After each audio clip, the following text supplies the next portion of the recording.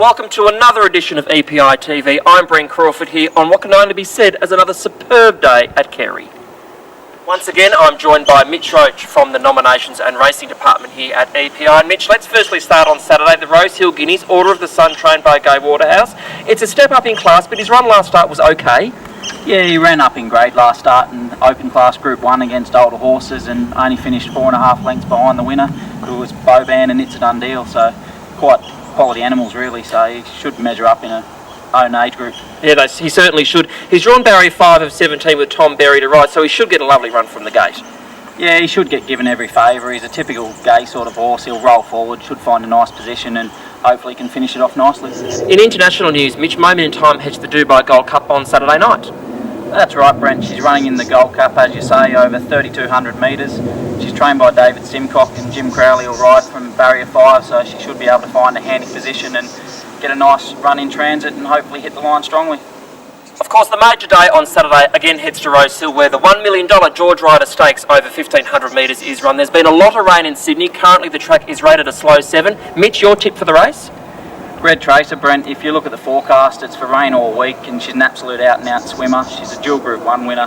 She loves the track, she loves the distance, and 6 starts on the heavy for 5 wins bodes well for her. Yeah, it certainly does. That's Red Tracer, trained by Chris Waller, and of course on Saturday, ridden by Michael Rodd.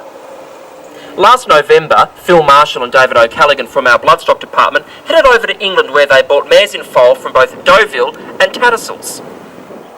I'm now joined by Phil Marshall from our Nominations Department here at EPI. And Phil, it must have been a great experience heading over there. Yeah, it was a really good experience, Brent. Learned a lot and, saw some really nice mares and by judging by the foals we've got, so we bought some really good ones too. Just explain what mares and foals we bought over there.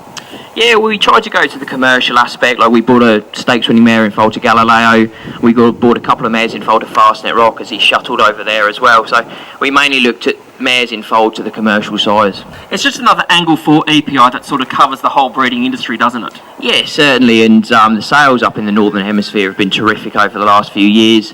We saw that the foal sales as well were very strong this year, and the yearling sales were one of the best they've ever had last year, so we wanted to get involved in that market as well.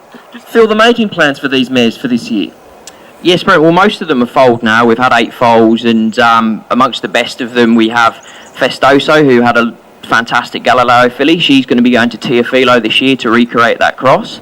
Sanjita, who's had a cracking Oasis Dream colt, she's going to go to Invincible Spirit. And so we've got going to the very top size over there this year. Phil, I understand you've decided to send some mares to the very exciting stallion in Oasis Dream. Yes, Brent, the nominations aren't easy to get a hold of. He's one of the most popular sires up there, but we managed to secure 2 nominations for 2 mares up there, and one of them, Velvet Star, was actually covered just the other day, so we're very excited about that opportunity. Phil, we're certainly breeding right up to the Australian Easter standard now, aren't we? Oh, certainly, Brent, yeah, both Northern Hemisphere and Southern Hemisphere, we're going to be attracting yearlings to go to all the big sales and breeding to the most commercial stallions to make sure they get into the very best of the sales in both hemispheres. Terrific, Phil. Best of luck with all this new adventure here at EPI. Thank you very much, Brent. That's Phil Marshall from our Nominations Department here at EPI. Here at Eliza Park International, we have many staff members from very different walks of life, and joining me now is our head track work rider here at EPI, and that's Thomas Carberry. And Thomas, let me first start by saying you're from a very famous Irish family. Well, my family are very involved in racing in Ireland, and I'm happy to be a part of the industry as well and given a bit of a global look.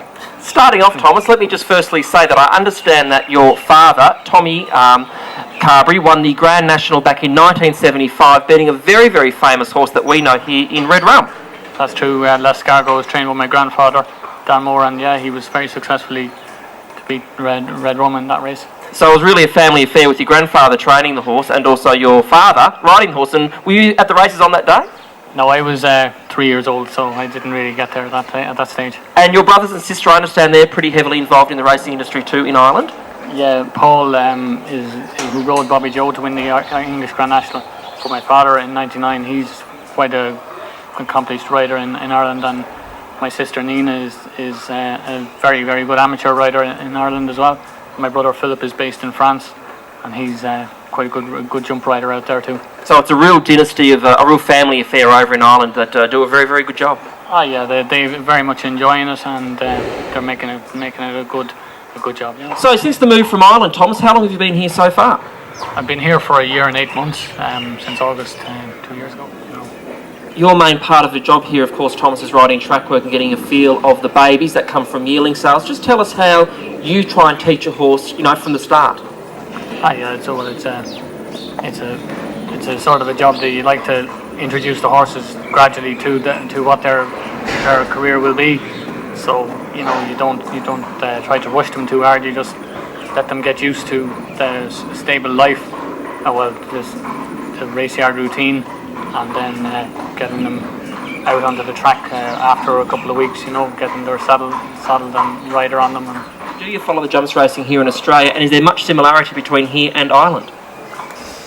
The jumps in Australia seem to be trying to catch up with the scene in Ireland and the UK, and it seems that they're working hard to do that. They're bringing in the easy fix facilities and that sort of thing, and the standard seems to be getting better all the time, and it is interesting to see that happening, and there seems to be an influx of Irish jockeys as well recently, which helps the standard of jumps, and also I suppose their experience is very important, and I think the impetus is there to improve it all the time. Look, with your very, very good background, I'd like to fire a couple of questions at you. Firstly, do you think our tracks are too firm for jumps racing here in Australia? Well, I think the track managers do a very good job to keep the ground on the dead side of soft. They don't overwater, and they seem to get the watering quite right. It does take a lot of work to do that, and they seem to do it very well. Do you think we go too quick in our races here in Australia? Well, it depends. If you're on a good horse, it's fine. But nobody likes to see bad horses run too fast and then fall in the hole. But generally, the jockeys are quite good. And also, my third question, if I may slip in, our fences seem to be a lot smaller than what they are in Ireland. What sort of effect does that have on a horse in a race, sort of going from a very small jump to a very large jump? Yeah, I suppose they definitely have to give the bigger jumps a lot more respect, and it will slow them down slightly, and they do tend to race a bit like that. But I suppose you could say that the Australian steeplechase fences are slightly more given them, and that sort of idea. But given that the Australian jumpers aren't quite bred for the job, then it is proper that they're given slightly forgiving fences, maybe. Sure. Now, before I let you go, have you been to Warrnambool yet? Not yet, no, but it's on the agenda, I suppose, at some stage. Well, I suggest you do, because both on and off the track is very fun. Yeah, that sounds good. Thomas, terrific. Thank you for joining us, and the very best of luck here at EPI. Thank you very much. That's Thomas Carberry from our racing division here at EPI, and just a little bit of history and a little bit of background into jumps racing, both in Ireland and Australia. Well, that's all from us here at EPI TV for this week. We look forward to seeing you next week. Bye for now.